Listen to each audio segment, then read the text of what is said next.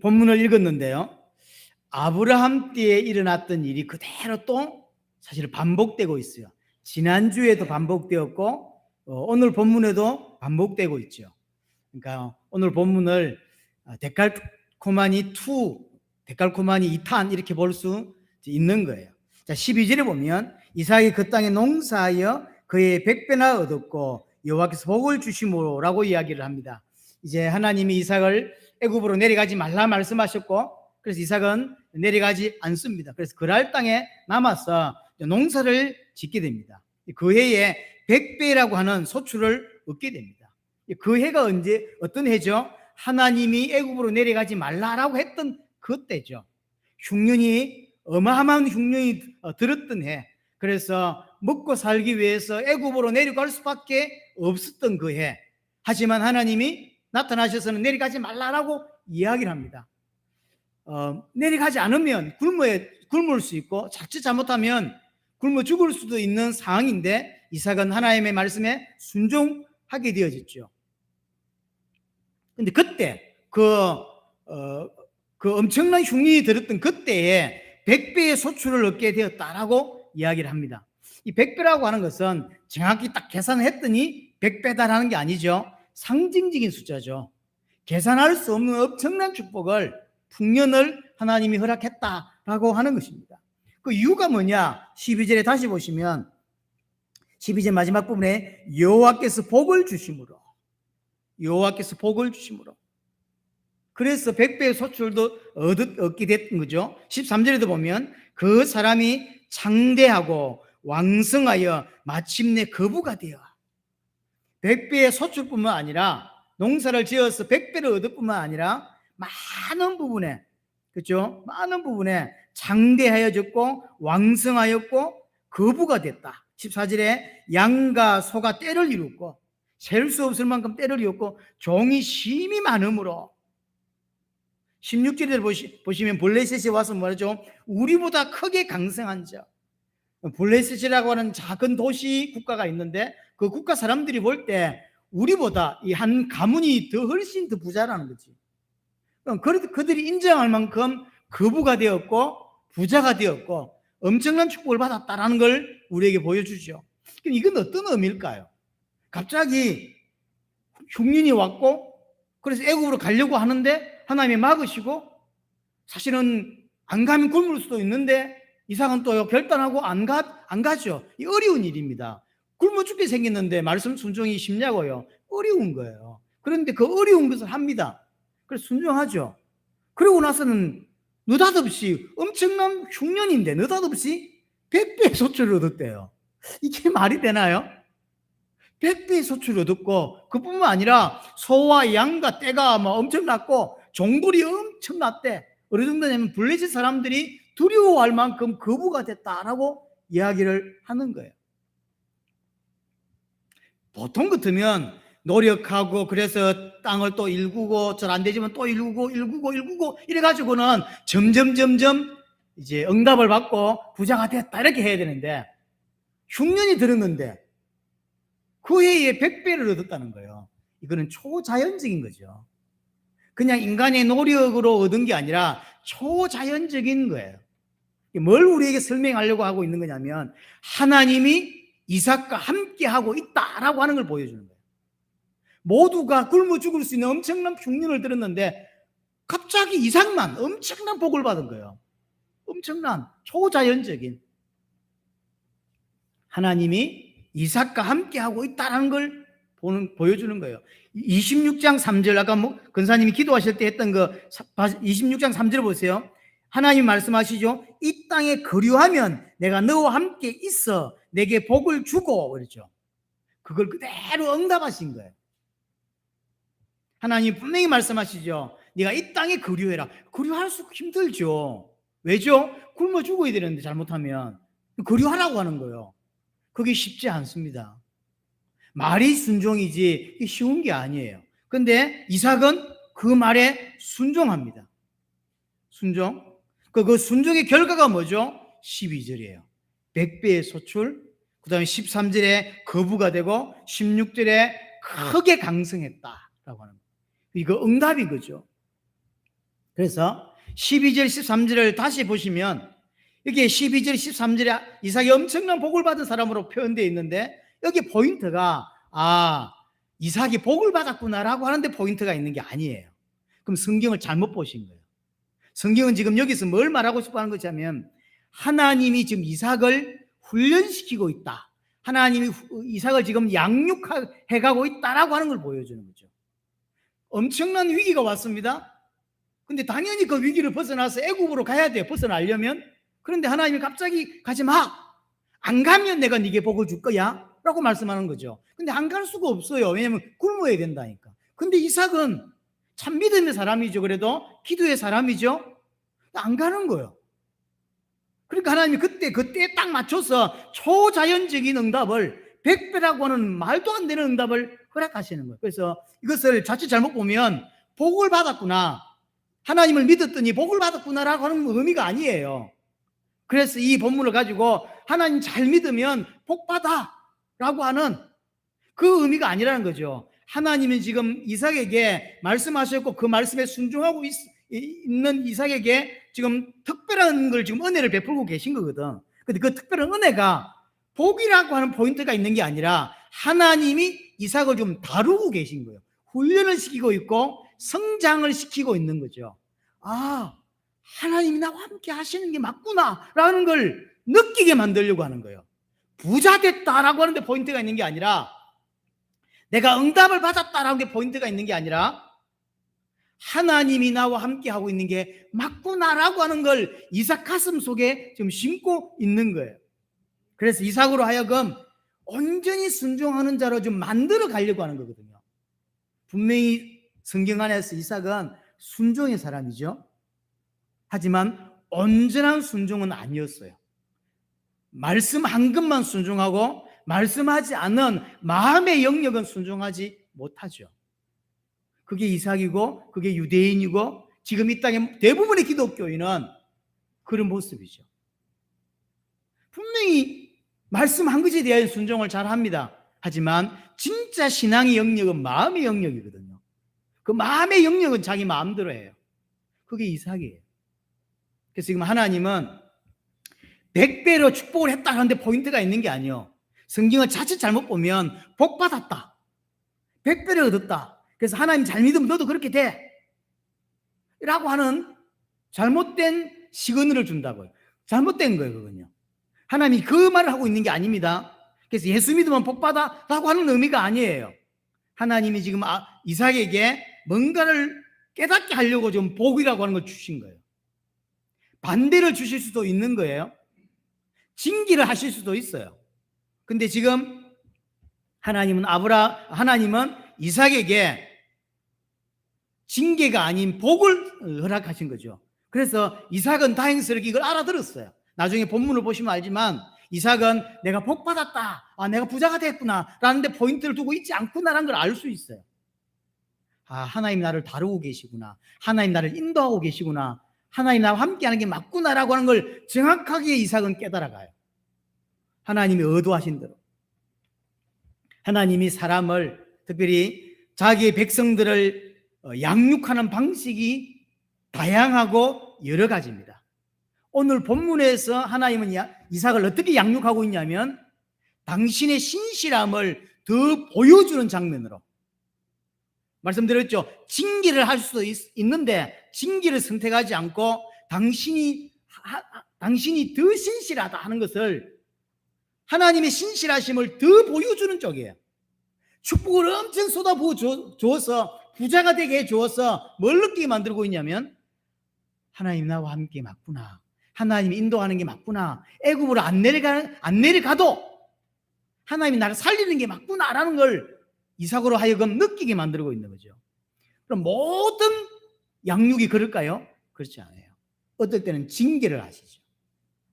그러면 왜 어떤 사람에게는 당신의 신실함을 보여주는 쪽으로 하고 어떤 사람에게는 징계를 하시냔 말이에요. 하나님이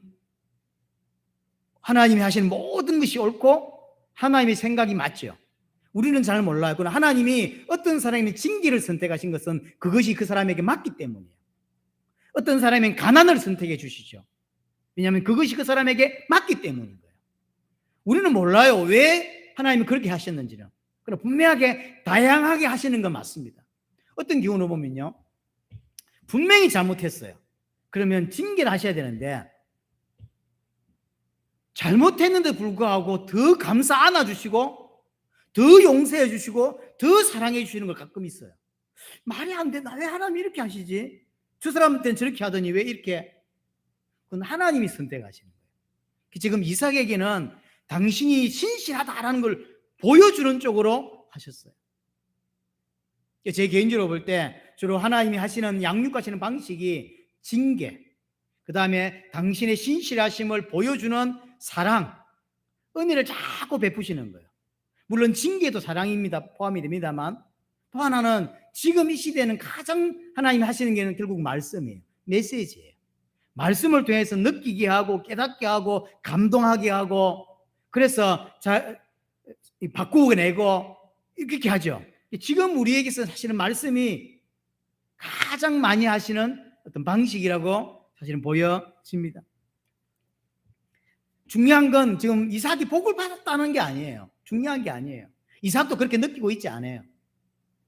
어느 정도 이삭은 힘이 있냐면 블레셋 사람이 블레셋 사람이 나가라 떠나라 시기하고 질투할 만큼 힘이 있고 있단 말이에요. 안 나가도 됩니다. 힘이 있으니까. 근데 이삭은 옮기고 또 시비 걸면 옮기고 또 시비 옮기고 하죠. 싸울만 하지 않나요? 왕이 벌벌 뜰 만큼 힘이 있단 말이에요. 나중에 왕이 와서 묻죠. 이야기하지 않습니까? 하나님이 너와 함께임을 내가 봤다라고 하죠. 왕도 사실은 이삭을 함부로 할 수 없는 입장이 됐단 말이에요. 그만큼 이삭은 힘이 있어요. 그럼 싸우면 되지 않나요? 근데 이 모든 기근, 그 다음에 내려가지 말라고 하는 말씀, 그 다음에 100배의 축복, 그 다음에 또 시기의 사건, 이런 것들이 전부 하나님이 행하고 있다는 걸 이삭은 알고 있는 거예요. 그러니까 시비 거니까 옮기고 시비 거니까 옮기고. 하나님이 행하셨다고 안 봤는데 그렇게 할까요? 아니에요. 이 사건이 진행되는 동안 이삭은 알아들었어요. 부자가 된 것이 포인트가 있는 게 아니라 하나님이 지금 하시는 거구나. 하나님 나와 함께 하시는 게 맞구나. 이걸 이삭은 알아듣고 있는 거죠. 그래서 하나님의 양육의 목적은 하나님을 신뢰하고 순종하는 자로 만드는 데 목적이 있는 것입니다. 이삭이 부자 된 거 그렇게 중요한 게 아닙니다. 이삭으로 하여금 하나님이 나와 함께 하시는 게 맞구나. 하나님이 나를 인도하고 있는 게 맞구나라고 느끼게 만드는 거, 믿게 만드는 거, 그것이 하나님이 양육하는, 훈련시키는 목적인 거예요. 하나님이 아브라함을 양육하였듯이 오늘 창세기 26장은 그대로 이삭 또한 똑같이 양육하고 있다는 걸 보게 하죠. 창세기 26장은 아브라함은 창세기 12장부터 해서 이삭을 바치는 그 22장 그 앞까지 21장까지의 내용과 동일한 거예요.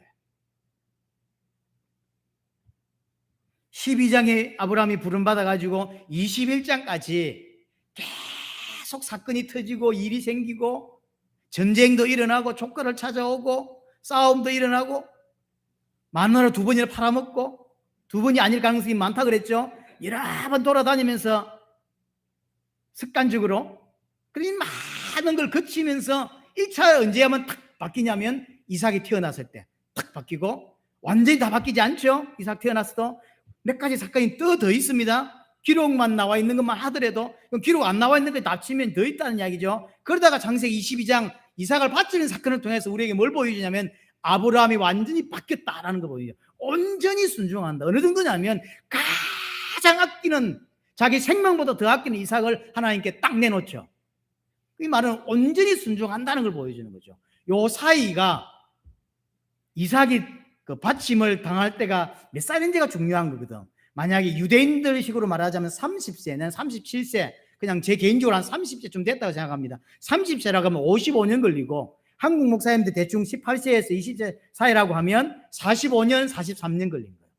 이 40몇 년에서 50몇 년 걸린 이 훈련 기간이 이삭에게는 딱 26장 한 번이에요. 그런 의미에서 이삭은 아브라함보다 깊이가 있는 사람이고 축복받은 사람이죠. 제가 말씀드렸죠. 이삭은 뽑아낼 게 적은 사람이에요. 아브라함은 부름받아 75세 부름받아가지고 이삭을 바칠 때까지 50년 넘어 계속 훈련이 연속이었어요. 그 하나님이 양육시키고 있는 거거든요. 근데 이삭은 딱 26장, 한 장밖에 없어요. 뽑아낼 게 적은 인물. 참 제가 볼 때 성경 안에서 참 축복의 사람이다 이런 생각이 들어집니다. 그러면 하나님이 그렇게 아브라함을 양육시키시고 이삭도 양육시키시고 나중에 이제 이삭의 아들 야곱도 양육하는 걸 보게 되죠. 우리는 가만히 있을까요? 하나님은 지금도 우리 또한 그렇게 양육해가고 있다는 거예요. 중요한 건 모르고 넘어가는 케이스들. 왜? 의식하지 않으니까. 이삭은 지금 의식하고 있는데 우리는 의식하지 않고 사는 사람들이 너무 많죠. 자, 이렇게 복을 받아서 잘 살았다라고 끝이 나야 되는데 복을 받았는데 문제가 생기죠. 그렇죠? 14절 보세요.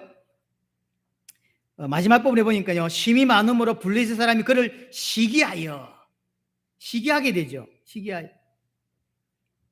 그래서 14절부터 25절까지 내용이 뭐냐면 단순히 문제가 왔다는 게 하는 게 아니라 하나님이 이삭을 양육하고 좀 성장시키고 있는데 제대로 성장하고 있고 배웠는지를 이제 마지막 테스트하는 게 이 본문이에요.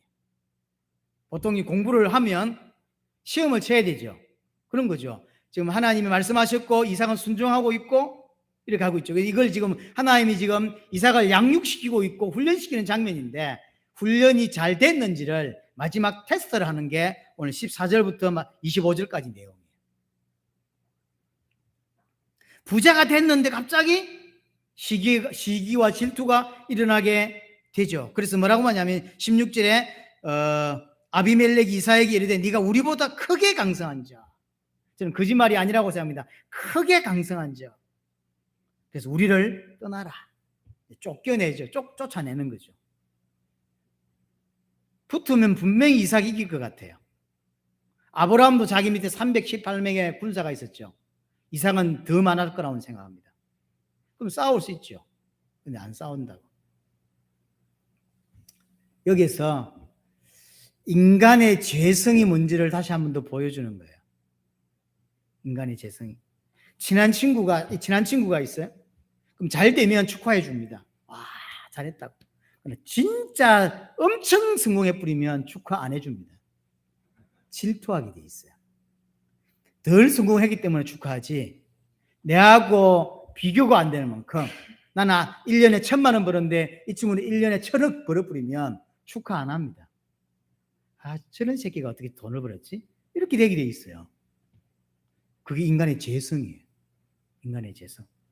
이 아비멜렉은 처음에 호의를 베풀어 주었죠. 그렇죠? 호의를 베풀어 주고 야, 네 한 행동 때문에 우리가 다 죽을 뻔했다. 우리가 죄를 지을 뻔했다라고 하면서 호의를 베풀어 줍니다. 그리고 이삭에게 가장 고민했던 거 혹시 죽을까 싶어. 그 문제를 아비멜렉이 해결해 주죠. 이삭과 그의 와이프를 손대는 놈 있으면 가만두지 않겠다. 다 죽여버리겠다. 라고 선언해 주죠. 그래서 이삭의 가장 고민의 문제가 아비멜렉이 해결해 주거든요. 호의를 베풀어 줬던 사람이 아비멜렉이요. 그러나 이삭이 크게 강성하니까 호의를 베풀어 줍니까? 안 베풀어 줍니다. 쫓아내죠. 시기하고 질투하게 돼 있어요. 이 장면을 가장 먼저 보여주는 인물이 가인과 아벨이에요. 가인과 아벨. 동생이 드린 제사를 예배를 하나님이 기쁘게 받죠. 그러면 기뻐해줘야 되나? 아, 너무 감사하다. 난 뭐가 잘못됐지? 이렇게 해야 되는데 바로 아벨을 죽여버리죠. 그게 죄인된 인간의 모습이에요. 인간의 죄성이에요. 이 모습이 결국 이 인간의 죄성이 나중에 이스라엘 모습으로도 등장을 합니다. 이스라엘이 애굽에 들어갔을 때 노예였을 때는 괜찮았어요. 그러나 점점 복을 받아 숫자가 많아지고 강성해지니까 애굽이 어떻게 하죠? 이제 압제하기 시작하죠. 핍박하고 고통을 주죠. 더. 그래서 하나님의 백성이 복을 받으면 사람들이 따라오는 게 아니라 핍박하고 압제하게 돼 있어요. 여러분들이 대충 살 때는 사람들이 축구해주고 뭐 하지만 여러분 진짜 성공을 한다든지 여러분들 제대로 뭘 하면 절대 불신자가 가만히 있지 않습니다. 욕하고 비난하고 핍박하고 그렇게 돼 있어요. 뭐든지. 이름이 잘 되면 불신자가 예수 믿을까요? 안 믿습니다. 더 시기하고 할 수만 있다면 끌어내리고 할 수만 있다면 비난하고 아주 친했던 친구도 너무 잘 돼버리면 끌어내리려고 하지 도와주지 않죠. 그게 인간이라니까. 그게 인간의 본성이에요.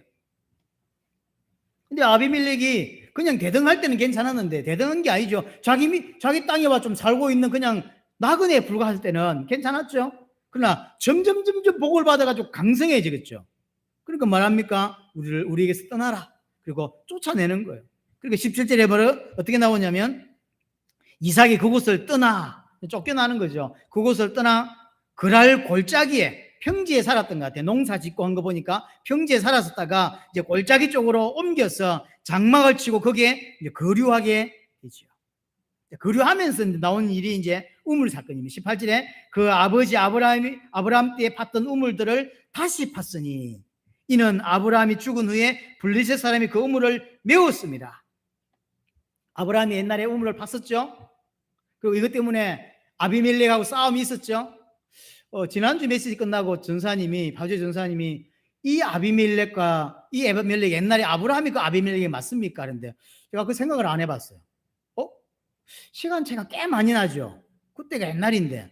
제가 그 생각을 안 했거든요. 그래서 집에 와서 확인해 봤더니 아비멜렉이라고 하는 그 이름이 왕의 직분의 호칭이에요.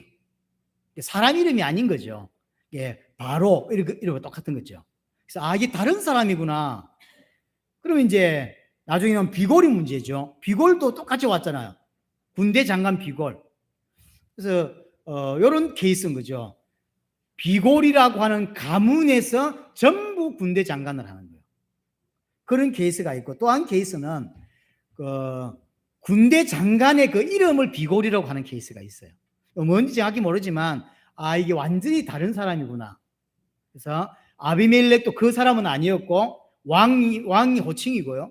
비골도 아마 장관인데 그 가문에서만 독식하는 게 있거든요. 그 가문 사람만 그걸 하는 거죠. 그런 케이스거나 아니면 장관 이름을 비골이라 계속 하든지 그런 케이스죠. 그래서 이게 다른 사람이구나. 여하튼 이제 아비멜렉이 아브라함을 주시하고 있을 때 아브라함이 우물을 팠는데 그걸 뺏어갔다고요. 나중에 아비멜렉이 뭐라 그러죠? 난 몰랐다. 우리 백성들이 그 뺏어가는 게 몰랐을까요? 알았다니까. 알았어. 모른 척 하는 거지. 정치인들이 원래 그런 거 아닙니까? 처음 듣는다 라면서. 그래서 이제 맹세하잖아요. 그래서 보엘세바거든. 보엘이란 말은 우물이란 뜻이고 세바는 맹세한다 그랬죠. 맹세했죠. 근데 그 우물을 이제 아브라함이 떠난 이후에 그걸 메워버렸어요. 블레셋 사람들이 와서. 물이 귀한 곳이잖아요. 중동은 물이 귀한 곳입니다. 물이 귀한 곳인데 왜 물을 메웠을까요? 우물을? 파도 센 차널판에 왜 우물을 메웠을까요? 그건 쓰면 되지. 아브라함은 떠났고 그러면 우리가 쓰면 되잖아요. 근데 왜 우물을 메웠을까요? 그것은 블레셋의 힘이 없기 때문이에요. 블레셋이 우물을 관리할 능력이 없어요. 왜 우물을 메우냐면 사람들이 여기 와서 정착하지 못하도록. 지금 힘이 너무 없어요. 외부인들이 들어왔을 때 정착할 때 관리할 수 있어 힘이 있어야 되는데 전혀 그 힘이 블레셋이 지금 없는 거예요. 그러니까 아브라함이 떠나니까 기다렸다는 듯이 우물을 확 메워버려요. 왜냐면 다른 사람들이 그 우물을 사용하지 못하도록, 그게 정착하지 못하도록.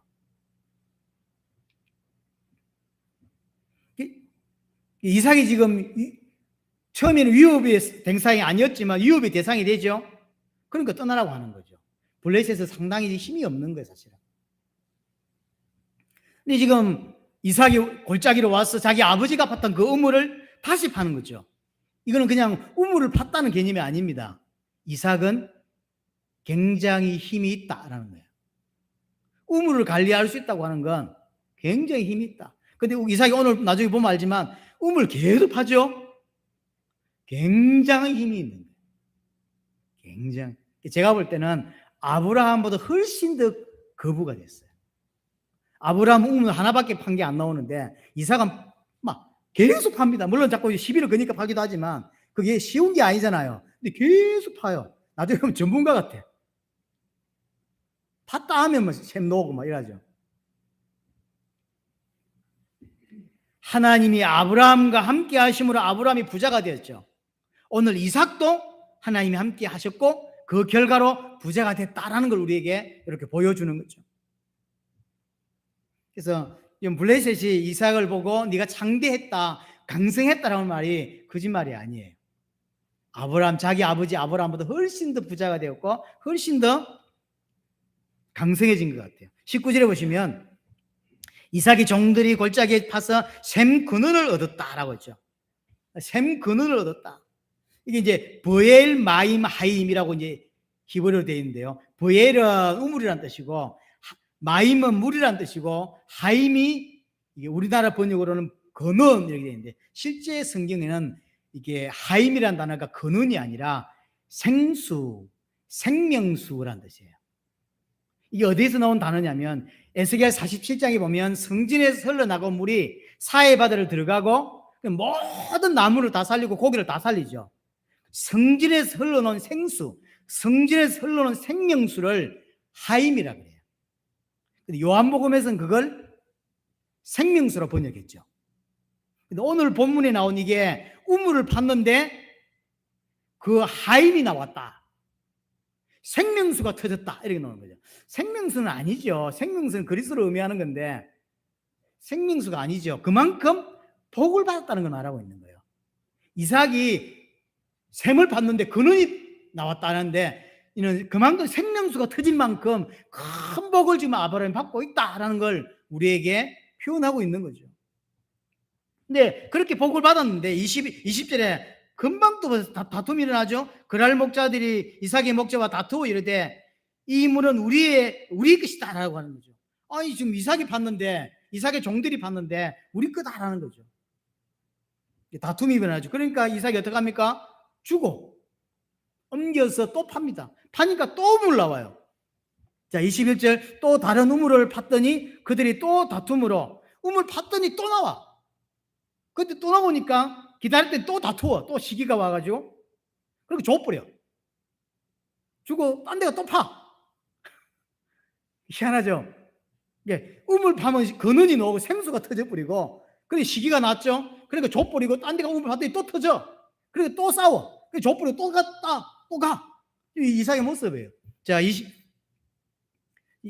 22절 보세요. 이삭이 거기서 옮겨 다른 우물을 팠더니 또 파죠. 이 싸우면 이길 수 있단 말이에요. 지금 블레셋과. 근데 안 싸워요. 줘버리고 다시 가서 파고 파면 또 나와. 희한하죠. 딴 사람들은 팔 힘도 없을 뿐 아니라 샘 근원을 얻기 힘들어요. 그런데도 팠다면 나와. 근데 막 팠다면 나왔긴 했겠어요. 여러 군데 팠겠지 뭐.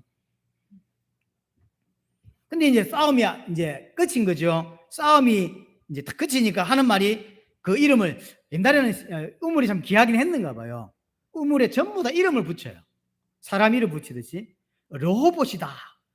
희한하죠. 르호봇이 뜻이 뭐냐면 내 지경이 넓어졌다라는 뜻이에요. 좀 이상하지 않나요? 싸움을 하다가 끝이 났어. 그러면 하나님이 내게 은혜를 베푸셨다. 이런 단어를 쓰든지 아니면 싸움이 끝이 났다라는 단어가 있을 거 아니에요? 그런 단어를 쓰든지 이렇게 써야 되는데 갑자기 이삭은 독특하게 르호봇이다. 내 지경이 넓어졌다라고 표현하는 거죠.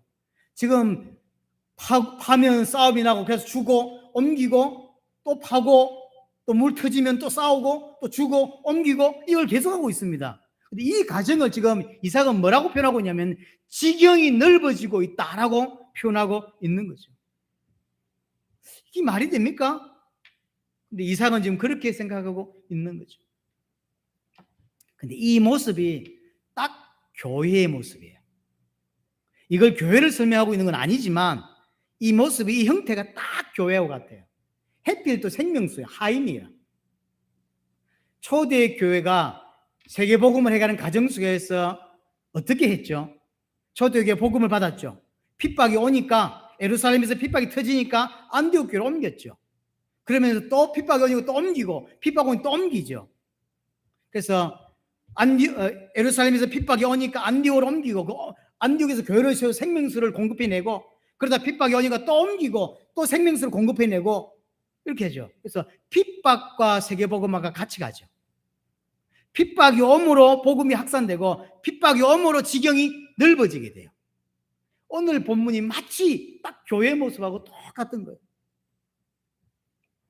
하지만 그 생명수를 공급했던 그 교회 영원하나요? 영원하지 않아요. 안디옥 교회 대단한 교회죠. 그래서 한국도 안디옥 교회가 얼마나 많습니까? 선교 좀 한다는 교회는 다 안디옥 교회거든요. 또 에베소 교회, 아시아 복음을 해봤던 에베소 같은 교회, 거기에 바울뿐만 아니라 나중에 요한도 마지막 사역을 했던 데가 에베소 교회거든요. 그런 교회가 영원할 것 같은데 그렇지 않아요. 없어지죠. 세계복음을 감당했던 그 교회도 어느 날 사라져 버렸죠. 더 이상 생명수가 나오지 않는 교회가 되어버렸죠. 생명수가 나오지 않는 교회는 사실은 교회가 아닌 거예요. 교회 모습을 하고 있지만 복음이 변질됐죠. 다양한 것들을 내놓고 있지만 생명수는 안 나와요. 하나님이 교회로 보는 유일한 게 뭐냐면 생명수가 터지고 있냐는 거예요. 왜냐하면 이 생명수를 말미암아 살아나고, 생명수를 말미암아 양육되고, 생명수를 말미암아 훈련되는 거예요. 근데 교회에서 생명수가 안 나온다. 생명수는 없지만 많은 프로그램들이 있어요. 그건 하나님 보실 때는 교회가 아닌 거예요. 그럼 불신자는 어떻게 볼까요? 생명수 터지는 교회는 교회를 안 보이는 거죠. 다양하게 잘 뭔가를 갖추고 있는 교회가 진짜 교회로 보인다고. 우리에게 엄청난 생명수를 내놨던 그 안디옥 교회, 에베소 교회가 어느 순간 생명수를 내놓을 수 없는 교회가 됐고, 그래서 사라지고 역사에서 없어져 버렸죠. 블레셋이 와서 우물을 덮었죠. 똑같습니다. 복음을 알지 못하는 자들이 교회를 들어오게 되었고, 그들이 교회를 다스리고 관리하는 자들이 되었죠. 복음을 알지 못하는 자들이 목사가 되었고, 복음을 알지 못하는 자들이 집사가 되었고, 복음을 알지 못하는 자들이 선교사가 되는 거예요. 그러니까 블레셋이 와서 우물을 메워도 이 땅에 블레셋이 교회 안으로 들어와서 생명수를 내놔야 되는 생명수를 못 내놓죠. 내놓을 생명수가 없죠. 그러니까 다른 걸 내놓는 거예요. 프로그램을 내놓는 거예요. 많은 사람들이 모일 수 있는 걸 내놓는 거죠. 더 이상 그건 교회가 아닌 거예요. 그러나 불신자가 볼 때는 훨씬 좋습니다. 메워져 있는 생명수가 나오지 않는 그 교회가 불신자가 볼 때는 더 화려하고 더 멋있어 보이는 거예요. 그게 대표적으로 천주교죠. 자, 불신자를 놓고 네가 만약에 교회와 성당 중에서 하나를 가야 돼.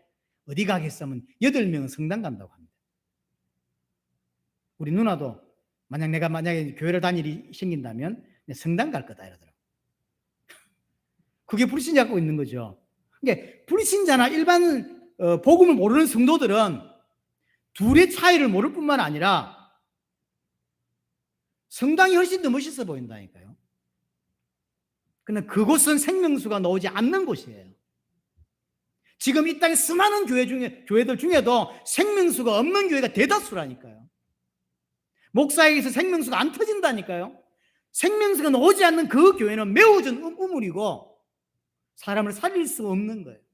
사람들은 주로 어느 쪽으로 갈까요? 생명수 없는 쪽으로 가요. 왜죠? 그게 더 멋있거든요. 그게 더 멋있거든. 그래서 지금 보세요. 한국의 대형 교회를 이끌었던 목사님들이 거의 다 죽어 가시죠. 얼마 전에 수영로 교회 개척하셨던 정필도 목사님 돌아가셨다고 뉴스에 뜨더라고요.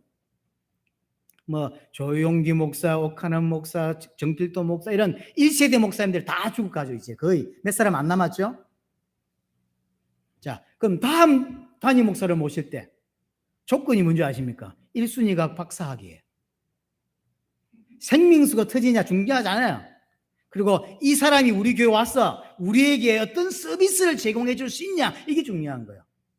설교를 들어보면서 내용이 중요한 게 아니라 우리에게 얼마나 위로를 해주고 얼마나 이게 감질나게 메시지를 잘 해줄 수 있냐는 거예요. 저 같은 사람은 만약에 이제 대형교회 예를 들어서 이렇게 서류 내면 합격할 수 있을까요? 없을까요? 서류부터 안 받아줘요. 박사학위도 없네? 신학도 어디 나왔어? 알류? 이 어디야? 그래서 교회 자체가 벌써 생명수가 뭔지 몰라요. 그래서 자기들에게 서비스를 잘 해줄 수 있는 그런 걸 원하는 거죠. 그건 더 이상 교회가 아닙니다. 복음을 줄 수 없고 사람을 살릴 수 없고 메워져 있는 우물이에요. 교회는요, 생명수가 터져 나와야 돼요. 자, 이삭이 지금 아비멜렉에 쫓겨났단 말이에요. 근데 쫓겨난 것을 쫓겨났다라고 보지 않아요. 뭐라고 보죠? 나의 지경을 넓혀가고 있다라고 보죠. 이 뭔 뜻이냐면 지금 하나님이 이런 사건들이 전부 하나님이 행하시는 것이다라는 걸 지금 이삭은 보고 있는 거예요. 기근 사건, 그다음 내려가지 않았고, 그래서 그다음에 복을 주시고, 그다음에 싸움이 나고 우물이 나오고 또 싸움이 터지고 양보하고 또 옮기고 또 싸우고 또 샘물 내고 이런 모든 사건들이 하나님이 하시는 거다라는 걸 이삭은 느끼고 있는 거죠. 그래서 내 지경이 넓어지고 있다라고 하는 거죠. 이삭은 자기가 지금 부자 된 것에 대해 관심이 없어요.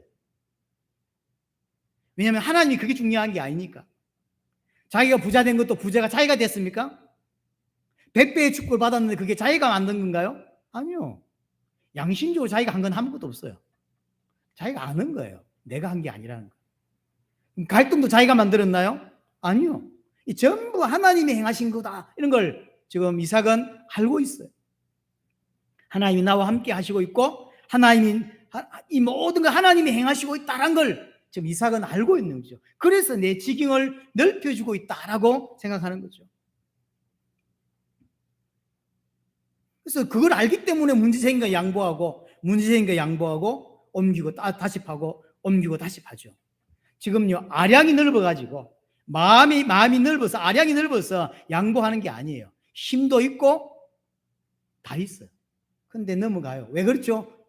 물 하나 파는 게 그냥 장난이 아니에요. 어려운 거예요. 블레셋은 지 안에 물도 하나 못 판다니까 지금요. 근데 어렵게 판 걸 다 양보하고 넘어가고 양보하고 또 가죠. 아량을 넓혀야 되는 게 아니에요. 제가 주석을 봤더니 대부분의 신학자들이 신자는 아량이 넓어야 된다 써놨더라고요. 복음이 없으니까 그런 소리 하는 거예요. 아량이 아니에요. 하나님이 행하시는 거다라는 걸 이삭은 알고 있는 거예요. 그래서 오케이 넘기고 오케이 넘기고. 우리가 정말로 봐야 될 게 이거예요. 하나님 우리와 함께하고 있고 하나님 우리를 지금 훈련시키고 있고 하나님 우리를 양육해가고 있구나라는 걸 봐야 돼요. 그러나 수많은 성도들은 이걸 보지 못하고 살아요. 하나님이 나와 함께하는 것도 모르고 살고 하나님이 지금 이걸 준비하신 거다라는 것도 모르고 살고 전혀 하나님을 의식하지 않고 인생을 살아가요. 전혀 하나님을 의식하지 않고 자기 생각한 대로 자기가 원하는 대로 그러다가 문제 오면 낙심하고 문제 오면 원망하고 문제 오면 넘어져 버리고. 근데 이삭은 하나님이 행하신 나란 걸 알고 있었고 그래서 그걸 제대로 훈련을 딱 받은 거죠. 22절 보세요.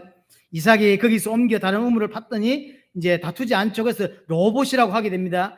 이제는 여호와께서 우리를 위하여 넓게 하셨으니 이 땅에서 우리가 번성하리라 하였다라고 하죠. 쉽게 말하면 제대로 배운 거예요. 제대로 훈련이 됐다라는 거죠.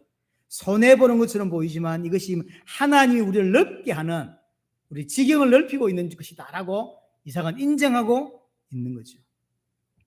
그리고는요, 그 땅에서 잘 살아야 되는데 이제 싸움도 없이 갑자기 23절에 이삭이 거기서부터 브엘세바로 올라갔더니 아니 잘 살아야 되잖아요. 갑자기 브엘세바로 갔어. 이상하죠? 그러니까 이제 아마 22절과 23절 사이에 또 싸움이 있었을 가능성도 있는 거죠. 하지만 우리에게 지금 뭘 설명하고 있는 거냐면 브엘세바로 올라갔다라고 하는 건 하나님이 이삭을 향한 테스트가 끝이 났다라는 거예요. 하나님이 그랄에서 하나님이 행하시는 테스트가 왜냐하면 그랄로 오면서 테스트가 시작된 거거든요. 그 테스트가 완료됐다라는 걸 보여주기 위해서 갑자기 브엘세바로. 왜 브엘세바로 갑니까? 싸움도 끝났는데. 그럴 골짜기 잘 살아야지. 근데 브엘세바 가요. 이건 우리에게 보여주는 거예요. 테스트가 완료됐다라는 거예요. 그러면서 25절에 제단을 쌓고 여호와 이름을 부르고 그러죠. 25절 마지막 더 재밌는 건 뭐냐면 이삭의 종들이 거기서도 우물을 팠더라. 계속 우물을 파고 있습니다. 우물을 팠다는 거 설명드렸잖아요. 힘이 있다는 걸 보여주는 거예요. 이삭은 굉장히 힘을 가진 자예요. 엄청난 부자가 됐어요. 아브라함하고도 비교가 되지 않나. 그런데도 불구하고 이삭은 모든 것이 하나님이 행하시는 거다라고 느끼고 있다는 거예요. 그래서 양보하고 옮기고 양보하고 옮기고 그렇게 가고 있는 거죠. 자, 마지막이 26절부터 33절 이야기는 자, 브엘세바를 다 옮겼는데 아비멜렉과 또 친구 아우삭과 군대 장관 비골이 찾아오는 장면이 있죠. 딱 아브라함 때하고 너무 같아요. 데칼코마니 2탄이라니까 완전히. 다른 게 하나 있어요. 그게 뭐냐면 이제 아브라함이 우물을 빼앗기고 나중에 아비멜렉이 찾아왔을 때 뭐라고 하죠? 너희들이 내 우물을 빼앗아 갔지 않냐? 라고 말하죠. 이삭은 그 말을 합니까? 안 해요. 아브라함은 한 번에 있었던 사건이지만 이삭은 여러 번 있었던 사건이에요. 그럼에도 불구하고 그 말을 하지 않습니다. 너희들이 왜 내 우물을 가지고 싸움을 벌였냐? 이렇게 안 물어봐요. 이삭은 제대로 훈련됐다는 거죠. 왜냐하면 그게 아비멜렉이 하는 짓이 아니라 하나님이 하신 거다라는 걸 이삭이 알고 있는 거예요. 그래서 안 묻는 거죠. 그리고 이제 복을 빌어주고 잔치를 하고 보냅니다. 이 복을 빌어주고 잔치를 한다라고 하는 것은 한 가족이 되었다라고 하는 세레모니예요. 세레모니. 그리고 이제 자 28절 보세요. 그들이 이르되 이제 아비멜렉과 그 동료들이죠. 여호와께서 너와 함께 계심을 우리가 분명히 보았으므로 우리 사이 곧 우리와 너 사이에 맹세하여 너와 계약을 맺을 것이다. 이렇게 이야기하죠. 29절 마지막 부분에 여호와께 복을 받은 자다라고 표현하죠. 이게 지금 아비멜렉이라고 하는 사람이 불신자 아비멜렉이 이삭을 보고 하는 소리입니다. 처음에 우리가 26장 12절에 봤던 내용은 반복되는 거죠. 여호와께서 너와 함께 하심을 내가 받고 여호와께서 네게 복을 주는 걸 내가 알고 있다. 오늘 이 12절을 보세요. 이삭이 그때 농사가 100배의 축복을 받았죠. 근데 어떻게 받았습니까? 여호와께서 복을 주심으로. 이것이 이삭의 정체성이에요. 이것이 성도의 정체성입니다. 하나님과 함께 하고 있구나. 하나님과 함께 하는 자, 하나님이 함께 하는 자, 불신자가 볼 때 하나님이 함께 하고 있어 라고 보여지는 것, 하나님께 복을 받은 자가 맞다라고 하는 거죠. 하나님이 이삭을 만들고 싶어 하는 모습이에요. 하나님이 지금까지 아브라함을 또 이삭을 계속 훈련시켜 왔습니다. 그 훈련의 목표가 뭐냐면 하나님이 함께하는 자로, 하나님을 신뢰하고 하나님께 순종하는, 그래서 하나님이 정말로 만들고 싶어하는 모습이 딱 이 모습인 거예요. 하나님을 신실하게 신뢰하고 순종하는 자로 하나님이 만들어 가고자 하는 거죠. 이 말은 결국 우리도 마찬가지라는 거죠. 하나님 우리를 통해 우리에게 뭘 원하시냐면 정말로 하나님을 신실하게 하나님으로 알고 하나님을 믿고 순종하고 하나님이 함께하는 자를 함께 하심을 정말로 깨닫는 그걸 그렇게 만들어 가려고 하는 거죠. 그렇게 만들어 가기 위해서 어떨 때는 어려움을 주시고 어떨 때는 징계하시고 어떨 때는 축복을 주시고 여러 가지를 주시는 거죠. 그러고 있는데 마지막에 32절에 보시면요, 그렇게 이제 잔치하고 하고 있는데도 마지막 32절에 그날에 이삭의 종들이 자기들이 판 우물에 대하여 이삭에게 와서 알려 이르되 우리가 물을 얻었나이다. 그러고 있는데 또 물 터졌죠. 야, 이 집안은 진짜 물 잘 터지는 것 같아요. 자, 정리합니다. 하나님이 지금 창세기 26장을 통해서 이삭을 양육하고 훈련시키고 있어요. 근데 이삭은 그것이 하나님이 하시는 거다라는 걸 알고 있죠. 그래서 100% 순종하는 자로 만들어져 가고 있는 것입니다. 이 메시지는 우리를 위한 거예요. 하나님 지금 우리에게도 그렇게 하고 있다는 거죠. 우리가 깨달아야 돼요. 하나님 함께하고 계시고 하나님이 인도하고 계시고, 그래서 정말로 하나님을 신뢰하는 자로 우리가 바뀌어야 돼요. 하나님을 정말로 믿는 자로. 이 땅에서 그 은혜가 여러분들에게 꼭 있게 되기를 바랍니다.